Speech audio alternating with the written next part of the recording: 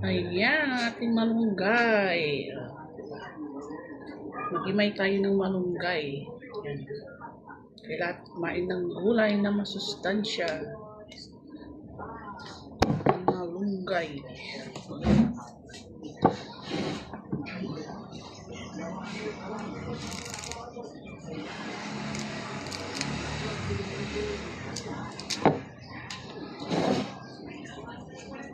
Gulay-gulay muna tayo.